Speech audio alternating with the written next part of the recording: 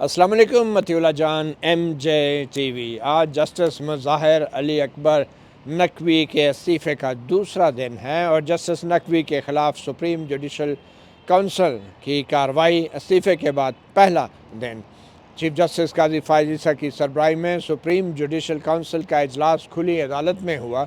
और ये खुली अदालत की कार्रवाई जस्टिस मुज़ाहिर नकवी की दरख्वास्त पर ही की गई थी। आज के दिन गवाहान का और रिकॉर्ड कीपर्स का बयानात रिकॉर्ड होने थे, मगर एक दिन पहले ही जस्टिस मुज़ाहिर नकवी के इस्तीफ़े के बाद अब ये सवाल पैदा हो गया था कि क्या एक सुप्रीम कोर्ट के जज जो कि ज़ेर तफ्तीश है, जिसके ख़िलाफ़ जुडिशल काउंसिल में तहकीकात हो रही हैं करप्शन के इल्ज़ामात के हवाले से क्या उसके इस्तीफ़े के बाद जुडिशल काउंसिल अपनी कार्रवाई जारी रख सकती है या नहीं। तो आज की बड़ी खबर ये है कि चीफ जस्टिस काजी फ़ाइज़ ईसा की सरबराही में सुप्रीम जुडिशल काउंसिल ने आज ये फ़ैसला किया है कि सुप्रीम कोर्ट के किसी भी मुअज़्ज़ज़ जज के बाद इस्तीफ़े के बाद जुडिशल काउंसिल की कार्रवाई जारी रहनी चाहिए या नहीं। इसके हवाले से एक कानूनी सवाल पैदा हो गया है, एक आइनी सवाल पैदा हो गया है। तो इसलिए अभी ये कार्रवाई जारी रखी जाएगी जब तक इस सवाल का जवाब नहीं मिलता कि आया किसी जज के इस्तीफ़े के बाद उसके ख़िलाफ़ करप्शन के इल्ज़ामात में तहकीकात जारी रह सकती हैं या नहीं। कुछ देर पहले ही चीफ जस्टिस काजी फ़ाइज़ ईसा ने अपने हुक्मनामे में ये कहा है कि अटॉर्नी जनरल फ़ॉर पाकिस्तान और जो मुल्ज़िम जज थे जस्टिस मुज़ाहिर अली अकबर नकवी जो साबिक़ जज हैं अब उनका मौक़िफ़ भी जानना ज़रूरी है। इसलिए कल 11:30 बजे सुप्रीम जुडिशल काउंसिल दोबारा मिलेगी और ये जस्टिस मुज़ाहिर अली अकबर नकवी साबिक़ जज का मौक़िफ़ भी जानने की कोशिश करेगी कि आया ये जो इस्तीफ़े के बाद जुडिशल काउंसिल की जो कार्रवाई है वो जारी रह सकती है या नहीं, इस सवाल के ऊपर। और इस हवाले से ख्वाजा हारिस एडवोकेट जो हैं, जो जस्टिस मुज़ाहिर नकवी के वकील हैं, उनको भी आज नोटिस जारी करने का कह दिया गया है। आज की समाअत के दौरान सबसे पहले जब चीफ जस्टिस काजी फ़ाइज़ ईसा की सरबराही में सुप्रीम जुडिशल काउंसिल के अरकान खुली अदालत में आए तो सिर्फ़ 4 अरकान थे और ये 6 अरकान पर मुश्तमिल होती है सुप्रीम जुडिशल काउंसिल। तो सिर्फ 4 अरकान थे, बल्कि 5 अरकान पर मुश्तमिल होती है। तो एक जज कम थे। जी हाँ, जस्टिस एजाज़ुल एहसन जो हैं वो नहीं आए और उसकी फिर चीफ जस्टिस काजी फ़ाइज़ ईसा ने यह ऐलान किया कि जस्टिस एजाज़ुल एहसन ने इनकार किया है सुप्रीम जुडिशल काउंसिल की इस कार्रवाई में हिस्सा लेने से, क्योंकि उनकी शायद ये राय है कि जस्टिस मुज़ाहिर नकवी ने चूँकि इस्तीफ़ा दे दिया तो अब सुप्रीम जुडिशल काउंसिल को इजलास बुलाने की ज़रूरत नहीं और ये जो तमाम तहकीकातें हैं कार्रवाई रोक देनी चाहिए। मगर फिर चीफ जस्टिस काजी फ़ाइज़ ईसा ने अटॉर्नी जनरल को एक मौका दिया और कहा कि हम कुछ देर बाद दोबारा मिलते हैं, क्योंकि लाहौर हाई कोर्ट के चीफ जस्टिस अमीर हुसैन भट्टी ने ये पॉइंट नुक्ता उठाया था कि आइनी तौर पे सुप्रीम जुडिशल काउंसिल के पूरे 5 अरकान होते हैं, जिसमें चीफ जस्टिस, 2 सीनियर तरीन जजेस सुप्रीम कोर्ट के और 2 सीनियर तरीन हाई कोर्टों के जजेस, यानी कि चीफ जस्टिस काजी फ़ाइज़ ईसा, जस्टिस सरदार तारिक मसूद, जस्टिस एजाज़ुल एहसन, जस्टिस अमीर हुसैन भट्टी और जस्टिस नईम अफ़गान जो हैं वो इस काउंसिल के मेंबर थे। मगर जस्टिस एजाज़ुल एहसन नहीं आए तो जस्टिस अमीर हुसैन भट्टी ने ये कहा कि आइनी तौर पे ये जुडिशल काउंसिल मुकम्मल नहीं है, इसलिए हमें एक 5वां रुकन भी जो है शामिल करना चाहिए और आइन के मुताबिक जब जुडिशल काउंसिल का कोई रुकन नहीं बैठता तो फिर उससे जो अगला सीनियर तरीन रुकन होता है उसको जुडिशल काउंसिल के इजलास में बिठाया जाता है। तो चीफ जस्टिस काजी फ़ाइज़ ईसा ने वक्फ़ा किया और वक्फ़े के बाद फिर 5 अरकान जुडिशल काउंसिल के आए और उनमें जस्टिस मंसूर अली शाह भी शामिल थे। तो आज का जो अहम तरीन सवाल यही था कि अगर कोई सुप्रीम कोर्ट का जज उस पर संगीन इल्ज़ामात लगे हैं तो इस बात का इम्कान है कि जो इल्ज़ाम लगाने वाले शिकायत करंदा हैं वो झूठ बोल रहे हैं और उन्होंने उस जज की भी शोहरत ख़राब की है, सुप्रीम कोर्ट की भी शोहरत ख़राब की है। तो ये कैसे हो सकता है कि जज के इस्तीफ़ा देने से सारा मामला ठप कर दिया जाए, क्योंकि अगर शिकायत करंदा ने झूठे इल्ज़ाम लगाए हैं, गलत इल्ज़ाम लगाए हैं तो फिर शिकायत करंदा को उसकी सज़ा भी भुगतनी चाहिए। और सिर्फ बात जज पे इल्ज़ाम की नहीं है, ये पूरी अदलिया के ऊपर एक दाग होता है तो क्या अगर एक जज इस्तीफ़ा दे दे तो क्या वो अदलिया के ऊपर लगा हुआ दाग जो है वो उसी तरह रहने दिया जाए? तो ये सवाल चीफ जस्टिस काजी फ़ाइज़ ने अटॉर्नी जनरल के सामने उठाया और फिर अटॉर्नी जनरल से पूछा कि उनकी क्या राय है कि जब ऑलरेडी ये कार्रवाई जुडिशल काउंसिल शुरू कर चुकी है, तो क्या कोई जज अगर रिटायर हो जाता है या कोई जज जो है वो इस्तीफ़ा दे देता है तो फिर जुडिशल काउंसिल अपनी जो आइनी ज़िम्मेदारी है क्या उसको पूरा न करें, और क्या किसी जज के इस्तीफ़ा देने या उसके रिटायर हो जाने के बाद सुप्रीम जुडिशल काउंसिल का जो अख्तियार है, जो सिफारशात देने का, सदर ममलकत को भेजने का, फाइंडिंग देने का, क्या वो अख्तियार ख़त्म हो जाता है? तो ये वो सवाल हैं जो एक सुप्रीम जुडिशल काउंसिल के तौर पे ये अब उठाए गए हैं। सुप्रीम कोर्ट नहीं थी, ये सुप्रीम जुडिशल काउंसिल है, ये एक एडमिनिस्ट्रेटिव फोरम है और उसके अंदर ये सवाल उठाए गए हैं। तो इस हवाले से जस्टिस मंसूर अली शाह ने भी ये कहा कि जो इस्तीफ़ा है उसका सुप्रीम जुडिशल काउंसिल की कार्रवाई से कोई ताल्लुक़ बज़ाहिर नज़र नहीं आता, क्योंकि सुप्रीम जुडिशल काउंसिल ने तो सदर ममलकत को किसी भी शिकायत या रेफरेंस के ऊपर ये अपनी राय देनी होती है कि आया ये जज को उसके ओहदे से हटाया जाए या ना हटाया जाए। अब ओहदे से ना हटाने का मतलब तो ये है कि वो जज पे लगाए गए इल्ज़ामात साबित नहीं हो सके या गलत हैं या झूठे हैं। मगर अगर सुप्रीम जुडिशल काउंसिल इस नतीजे पे पहुंचती है कि जज को ओहदे से हटा दिया जाए, तो चाहे वो जज पहले इस्तीफ़ा दे चुका है या फिर अगर वो रिटायर हो जाता है जुडिशल काउंसिल की कार्रवाई के दौरान,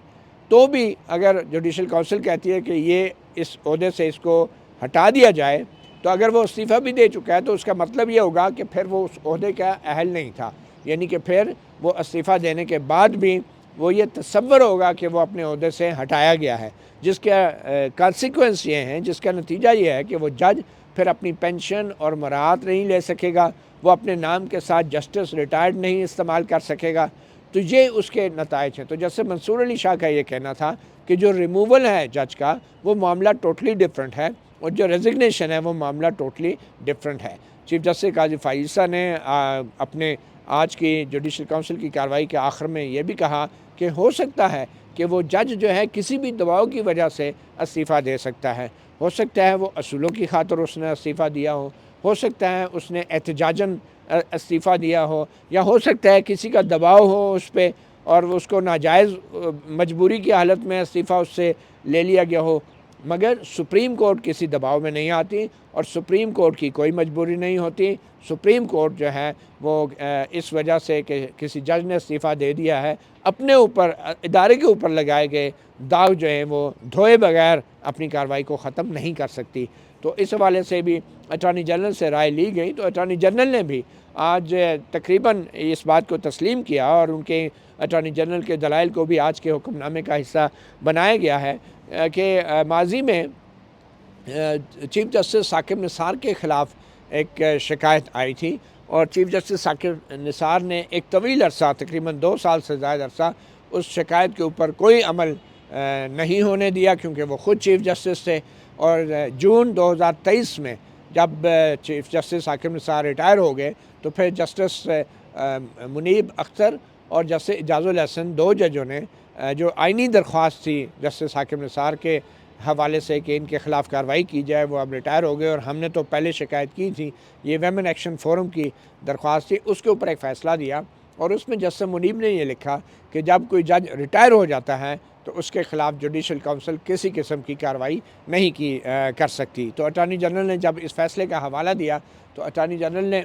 ये भी कहा कि ये जो शिकायत थी ये चीफ जस्टिस साकिब निसार जब रिटायर नहीं हुए थे, इन कई साल पहले उनके ख़िलाफ़ आई थी और इस शिकायत के ऊपर कोई फ़ैसला नहीं किया गया और बल्कि जो जस्टिस मुनीब अख्तर ने और जस्टिस इजाज़ुल हसन ने भी जो आखिर में जून 2023 में ये फ़ैसला दिया कि रिटायर होने वाले जज या इस्तीफ़ा देने वाले जज के ख़िलाफ़ कोई कार्रवाई नहीं हो सकती, तो ये फ़ैसला भी एक आइनी और कानूनी मामला था। मगर ना तो अटॉर्नी जनरल फॉर पाकिस्तान को बुलाया गया या उनकी राय तलब की गई ऑर्डर 27 के तहत जो ज़रूरी होती है, अटॉर्नी जनरल को कोई नोटिस नहीं दिया गया और जस्टिस मुनीब अख्तर ने ऑर्डर पास कर दिया। और दूसरी बात यह है कि जून 2023 में प्रैक्टिस एंड प्रोसीजर एक्ट जो था पार्लियामेंट का, वो फील्ड में था, गो के वो मुअत्तल था मगर वो फील्ड में था और उस एक्ट के तहत जो है ये आइनी सवालात के ऊपर जो जजेस की कमेटी थी वो 5 रुकनी बेंच बनाना ज़रूरी था, जबकि ये सिर्फ 2 थे और 3 भी नहीं थे। और प्रैक्टिस एंड प्रोसीजर एक्ट के तहत कम से कम 3 जज जो है इस तरह के पब्लिक इंपॉर्टेंस के मैटर के ऊपर कम से कम 3 जजेस का बेंच होना ज़रूरी था, वो भी नहीं थे। तो जिस पे चीफ जस्टिस अमीर हुसैन भट्टी ने फिर मुदाखलत की और कहा कि वो एक्ट तो मुअत्तल था उस वक्त। तो जिस पे चीफ जस्टिस काजी फाइज़ ने फिर ऑर्डर में लिखवाया कि हाँ वो एक्ट जून 2023 में मुअत्तल था, मगर बाद में 15 जजों पर मुश्तमिल फुल कोर्ट ने पार्लियामेंट के उस एक्ट को आइनी करार दिया और उसको दुरुस्त करार दिया था। तो ये भी एक रिकॉर्ड का हिस्सा बनाया। तो अब एक नया सवाल है। बहरहाल आज ये तवक्को थी कि शायद जुडिशल काउंसिल की कार्रवाई ख़त्म हो जाए, क्योंकि जस्टिस मुज़ाहिर नकवी इस्तीफ़ा दे चुके हैं, तो वो कार्रवाई ख़त्म नहीं हुई। सुप्रीम जुडिशल काउंसिल की कार्रवाई जारी है। कल 11:30 बजे तक का मौका दिया गया है जस्टिस मुज़ाहिर नकवी को कि वो अपने वकील एडवोकेट ख्वाजा हारिस के ज़रिए कल जुडिशल काउंसिल के इजलास में पेश हों और ये दलाइल दें कि क्यों ना सुप्रीम जुडिशल काउंसिल जो है वो अदलिया के वक़ार और अदलिया पे लगे दाग को धोने के लिए अपनी फाइंडिंग्स देने के लिए जो तहकीकात हैं वो जारी रखें, और जो गवाहान जिनको तलब किया गया था गवाही के बयानात के रिकॉर्ड के लिए, सबूतों के लिए, उनका बयान भी रिकॉर्ड किया जाए। तो कल जस्टिस मुज़ाहिर नकवी या उनके वकील को सुनने के बाद बज़ाहिर एक हतमी फ़ैसला होगा। और अगर चीफ जस्टिस काजी फाइज़ ने यह भी वाज़ेह किया है कि कल अगर जस्टिस मुज़ाहिर नकवी या उनके वकील नहीं पेश होते जुडिशल काउंसिल में, तो फिर जुडिशल काउंसिल जो है वो अपनी कार्रवाई फिर भी जारी रखेगी। तो एक मौका दिया है, एक दिन का मौका दिया है जस्टिस मुज़ाहिर नकवी को कि वो ख़ुद असालतन या वकालतन जो है जुडिशल काउंसिल के सामने आके दलाइल दें। अब अगर जुडिशल काउंसिल जो है जस्टिस मुज़ाहिर नकवी के बगैर या उनको सुन के भी ये कार्रवाई जारी रखती है, तो यकीनन इसकी वजह ये बताई जाएगी कि इल्ज़ाम जब जज पे लगता है और जुडिशल काउंसिल कार्रवाई शुरू कर देती है, तो फिर ये तासुर नहीं जाना चाहिए कि जज के ऊपर जो लगाए गए संगीन इल्ज़ामात थे वो इतने दुरुस्त थे और इतने हकीकत पर मबनी थे कि जज उनका सामना नहीं कर सका और जज जो है वो उसने राह फ़रार इस्तेमाल की। तो इसलिए जुडिशल काउंसिल जो है वो इस्तीफ़े के बावजूद भी जो है ये अपनी कार्रवाई जारी रख सकती है, क्योंकि इस्तीफ़ा अगर आना भी था तो शायद जुडिशल काउंसिल की कार्रवाई शुरू होने से पहले आना चाहिए था। ये नहीं हो सकता कि जब जुडिशल काउंसिल फ़ैसला सुनाने लगे, जैसे कि जस्टिस मंसूर अली शाह ने उठते उठते पॉइंट आउट किया कि ये कैसे हो गया कि जब जुडिशल काउंसिल फ़ैसला सुनाने लगे तो जो मुलज़म जज हैं वो इस्तीफ़ा दे दे, तो क्या जुडिशल काउंसिल जो है वो फ़ैसला भी नहीं सुनाएगी। तो ये एक सवालात हैं जिनके साथ अटॉर्नी जनरल से कहा गया है कि कल इस हवाले से वो भी अपना मौक़िफ़ वाज़ेह करेंगे। तो ये एक ख़बर है और ये एक अच्छी मिसाल कायम होने जा रही है कि जजेस जो हैं वो एहतसाब से मुबर्रा नहीं हैं, वगरना